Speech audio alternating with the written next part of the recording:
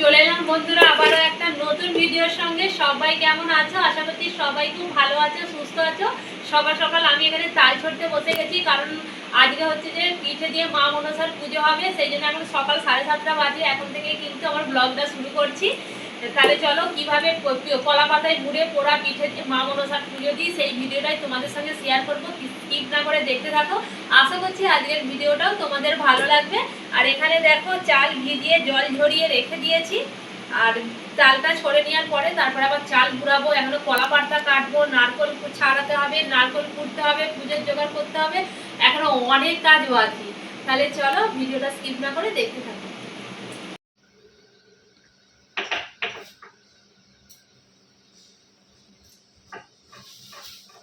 এখানে দেখো বন্ধুরা চাল গুঁড়ানো চলছে। চাল গুঁড়ানো প্রায় হয়েই গেছে, আর অল্প একটু বাকি আছে, এটা হলেই হয়ে যাবে।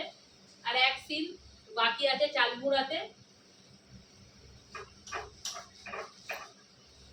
চাল রেডি, এখানে চাল গুঁড়ানো প্রায় হয়ে গেছে, আর অল্প একটু বাকি।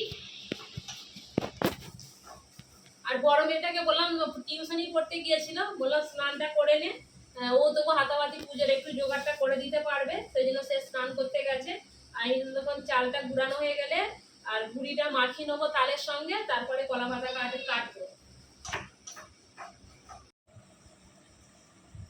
চাল গুঁড়ানো হয়ে গেছে বন্ধুরা, এবারে আমি তাল দিয়ে অল্প অল্প তাল দিয়ে চালের গুঁড়িটা মাখিয়ে নেবো। আর এতে কিন্তু যেহেতু পুজো হবে, আর সেতে কিন্তু কোনো লবণ বা লবণটা দেবো না, শুধু গুঁড়িটা দিয়ে তালটা মাখিয়ে নেবো। আর অল্প অল্প করে দিচ্ছি যাতে না পাতলা হয়ে যায়।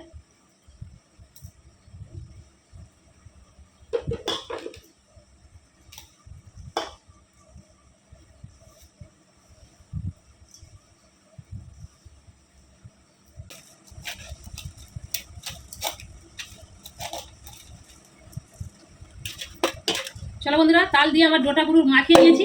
এবারে কলা পাতাটা কেটে উনুনটা ধরিয়ে নেবো।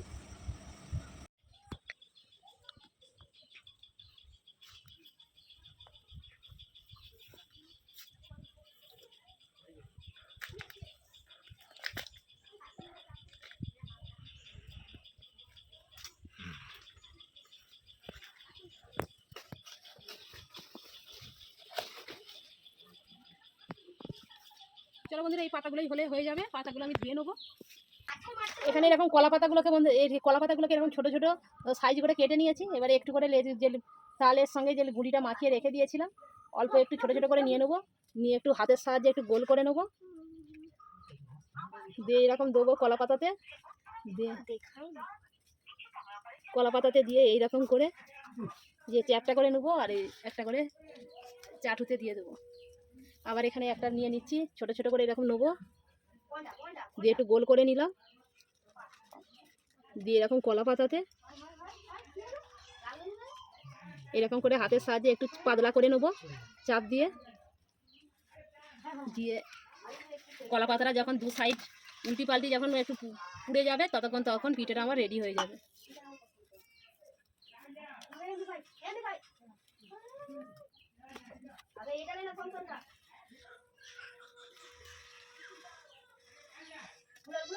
এইভাবে অনেকগুলো একসঙ্গে রেডি করে নিই, তারপরে দেবো। পাতাটা ছিঁড়ে গেছে।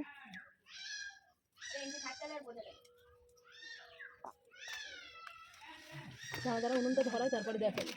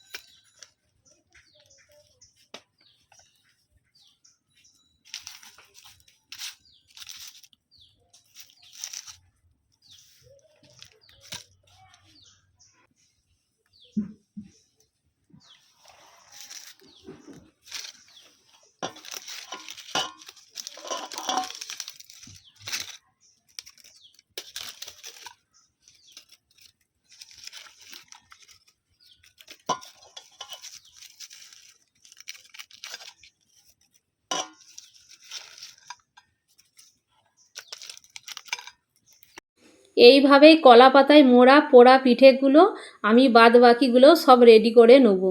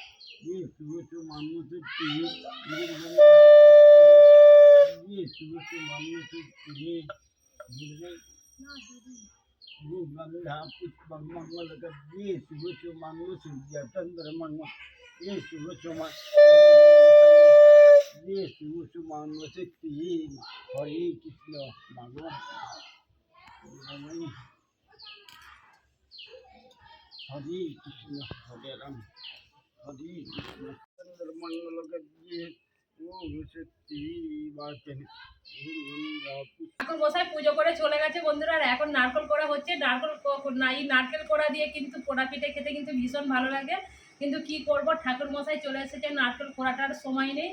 আর যদি চলে যায় না, আবার কখন মানে কত বেলা হবে, 2টো বাজবে কি 3টে বাজবে তার কোনো ঠিক নেই। আর যতক্ষণ না কিন্তু পুজো হবে ততক্ষণ কিন্তু আমাদের পান্তা ভাত খেতে নেই। সেই জন্য নারকেলটা কোড়া হয়নি, ঝটপট যাই হোক ঠাকুর মশাই চলে এসেছে বলে যেগুলো জোগাড় হয়েছে সেইগুলো দিয়ে পুজোটা হয়েছে। নারকেলটার জন্য আমি লাস্টে এখন কুটতে বসেছি। আর কাদের কাদের এইরকম হচ্ছে যে এই সময় এই পোড়া পিঠে দিয়ে, তালের পোড়া পিঠে দিয়ে মা মনসার পুজো হয়, অতি অবশ্যই কমেন্ট করে জানাবে। তাহলে চলো নারকেলটা করে নিই। এখানে পুজোর প্রসাদ তো রেডি আছে, ছোট করে একটু প্রসাদ আরে খাই, তারপরে হচ্ছে যে পান্তা ভাত খাবো। আর পান্তা ভাতে কিন্তু আমাদের মাছ চাই, যে কোনো মাছ হলেই হবে, কিন্তু মাছ চাই।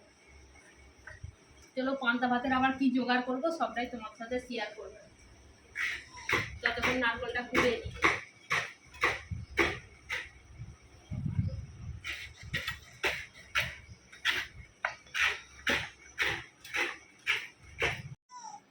কি করছো এখানে? কি আর করবো, আজকে পিঠে দিয়ে মা মনসার পুজো হয়েছে, সেই জন্য কিন্তু আজকে আমাদের পান্তা ভাত খেতে হয় দুপুরে। পান্তা ভাত খাওয়ার জন্য এখানে নিয়ে নিয়েছি ইলিশ মাছ, আর হবে ডালের বড়া, আলু ভাজা, আর ভাতে আলু সেদ্ধ দেওয়া আছে, লঙ্কা দুটো গোটা শুকনো লঙ্কা ভাজবো, আর পেঁয়াজ চাটনি করে এঁকে দিয়ে যা পান্তা ভাত খাওয়া যাবে না বন্ধুরা, কোনো কথাই হবে না।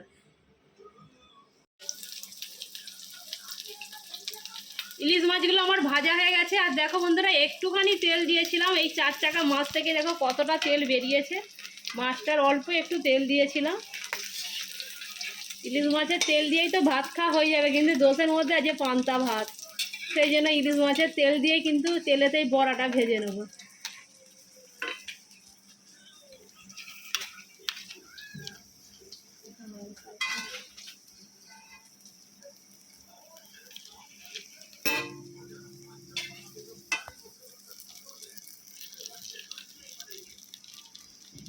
ইলিশ মাছ ভাজা হয়ে গেল।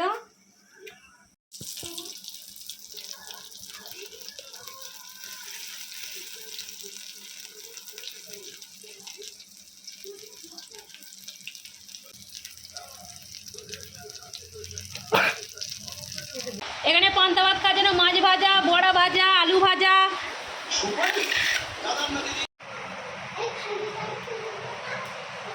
এখানে বন্ধুরা এখানে ভাত খাওয়ার জন্য, পান্তা ভাত খাওয়ার জন্য পান্তা ভাত বাড়া হচ্ছে। আর বাইরে এত বৃষ্টি হচ্ছে কি বলবো, পুজোটা ঠিক তালেও হয়ে গেছে, আর এত বৃষ্টি। আর সব প্রসাদগুলো বন্ধুরা আজকে কিন্তু প্রসাদের একটা কাজে লাগলো, আর শর্ট ভিডিও করে রেখে দিয়েছি। আজকে যে আমাদের পিঠে দিয়ে যে মা মনসার পুজো হলো, আজকে কিন্তু কত হনুমান এসেছিল, সব হনুমানকে যে প্রসাদ খাওয়ানো হয়েছে, পিঠেগুলোকে সব হনুমানকে খাওয়ানো হয়েছে। আর এখানে আমি আলু সেদ্ধ বের করছি আর তোমাদের দাদাভাই এখানে পেঁয়াজ কাটছে, এখানে লঙ্কা ভাজা হয়ে গেছে, পেঁয়াজটা আলাদা মাখাবো।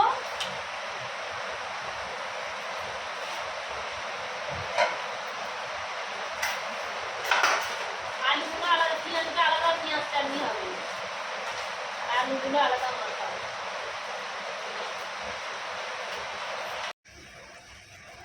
এনা ধরো।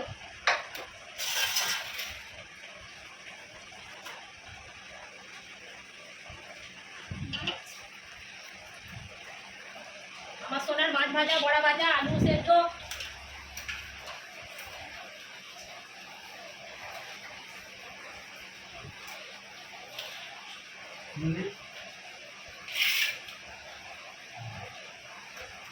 এ নাও।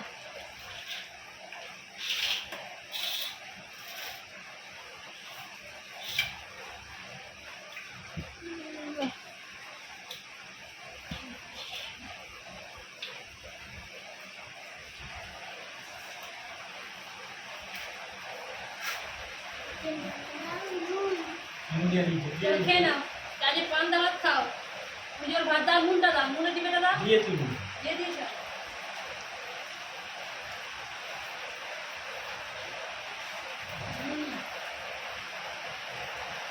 পুজোর ভাত বলে কিন্তু পাও খাই দেখতে, হ্যাঁ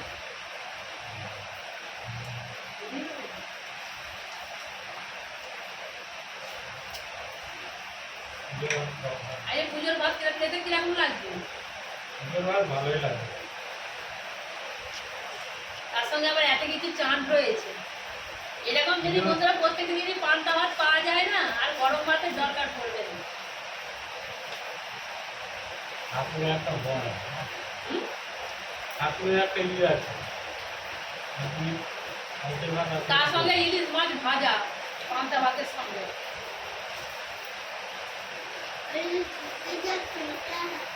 ইলিশ মাছের কাঁটা, তো ছোট সোনাটা একটু ইলিশ মাছটা কাঁটা বলে একটু অপছন্দ করে আর কি, কাঁটা বলে খেতে চায় না খুব একটা।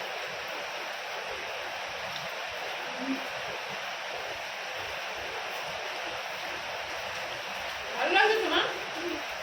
পান্তা ভাত হেভি লাগবে। খেতে সুন্দর, সেই স্বাদ বন্ধুরা, পান্তা ভাতের সেই স্বাদ। দারুণ সুন্দর করতে হবে ঠাকুরের ভাত খেয়ে আরাম।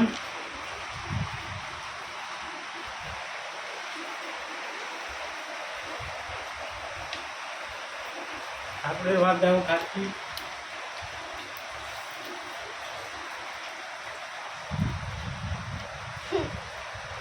রাখো